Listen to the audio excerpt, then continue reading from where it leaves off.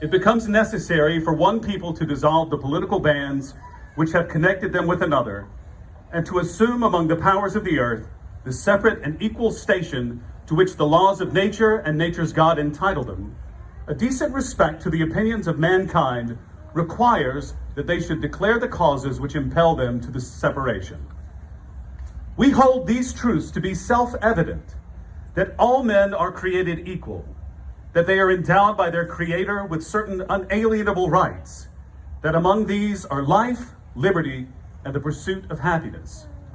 That to secure these rights, governments are instituted among men, deriving their just powers from the consent of the governed.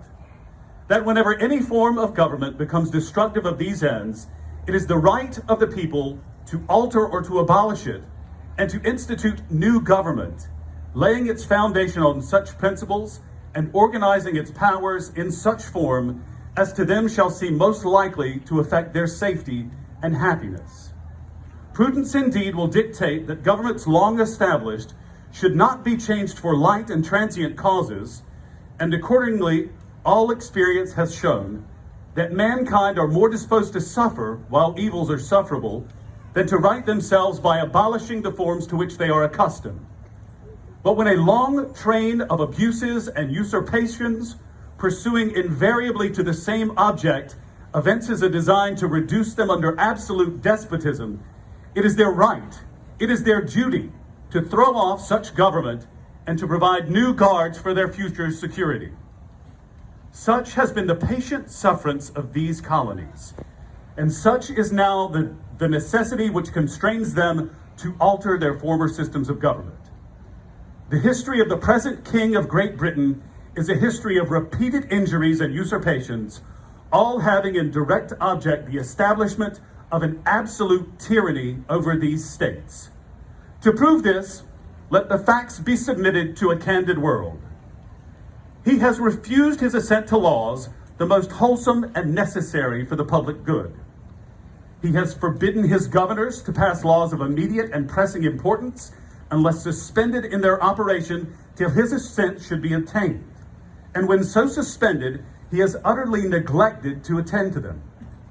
He has refused to pass other laws for the accommodation of large districts of people unless those people would relinquish the right of representation in the legislature, a right inestimable to them and formidable to tyrants only. He has called together legislative bodies at places unusual, uncomfortable, and distant from the depository of their public records for the sole purpose of fatiguing them into compliance with his measures. He has dissolved representative houses repeatedly for opposing with manly firmness his invasions on the rights of the people. He has refused for a long time after such dissolutions to cause others to be elected, whereby the legislative powers, incapable of annihilation, have returned to the people at large for their exercise, the state remaining in the meantime exposed to all the dangers of invasion from without and convulsions within. He has endeavored to prevent the population of these states, for that purpose obstructing the laws for naturalization of foreigners, refusing to pass others to encourage their migrations hither, and raising the condition of new appropriations of lands. He has obstructed the administration of justice by refusing his assent to laws for establishing judiciary powers. He has made judges dependent on his will alone for the tenure of their offices and the amount and payment of their salaries. He has erected a multitude of new offices and sent hither swarms of officers to harass our people and eat out their substance. He has kept among us at times of peace standing armies without the consent of our legislatures. He has affected to render the military independent and superior to the civil power. He has combined with others to subject us to a jurisdiction foreign to our Constitution and unacknowledged by our laws, giving his assent to their acts of pretended legislation, for quartering large bodies of armed troops among us, for protecting them by a mock trial from punishment for any murders which they should commit on the inhabitants of these states, for cutting off our trade with all parts of the world, for imposing taxes on us without our consent, for depriving us in many cases of the benefits of trial by jury, for transporting us beyond seas to be tried for pretend offenses, for abolishing the free system of English laws in a neighboring province, establishing therein an arbitrary government, and enlarging its boundaries so as to render it at once an example and fit instrument for introducing the same absolute rule into these colonies, for taking away our charters, abolishing our most valuable laws, and altering fundamentally the forms of our governments, for suspending our own legislatures and declaring themselves invested with power to legislate for us in all cases whatsoever. He has abdicated government here by declaring us out of his protection and waging war against us. He has plundered our seas, ravaged our coasts, burned our towns, and destroyed the lives of our people. He is at this time transporting large armies of foreign mercenaries to complete the works of death, desolation, and tyranny already begun with circumstances of cruelty and perfidy scarcely paralleled in the most barbarous ages and totally unworthy of the head of a civilized nation.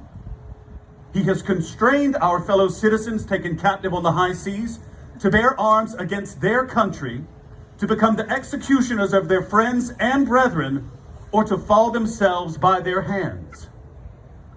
He has excited domestic insurrections among us, and has endeavored to bring our inhabitants of our frontiers, the merciless Indian savages, whose known rules of warfare is an undistinguished destruction of all ages, sexes, and conditions.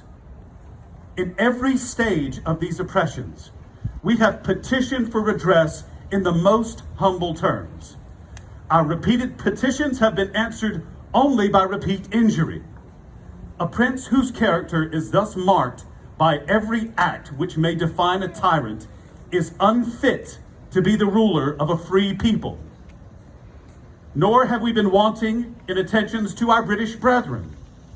We have warned them from time to time of attempts by their legislature to extend an unwarranted jurisdiction over us. We have reminded them of the circumstances of our immigration and settlement here. We have appealed to their native justice and magnanimity, and we have conjured them by the ties of our common kindred to disavow these usurpations, which would inevitably interrupt our connections and correspondence.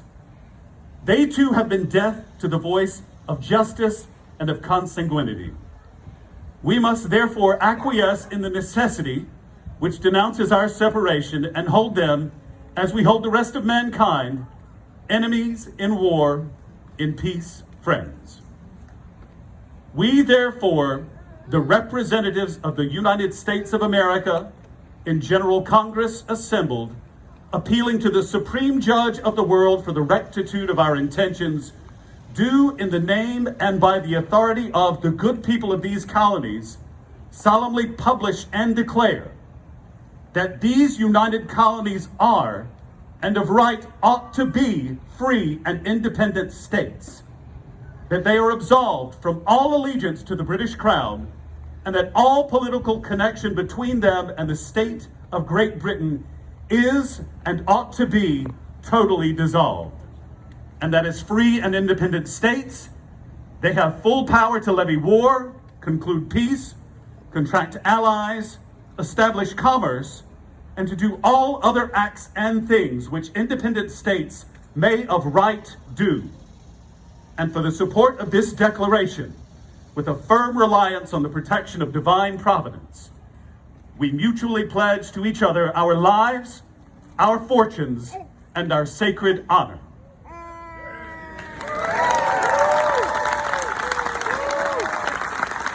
Yeah.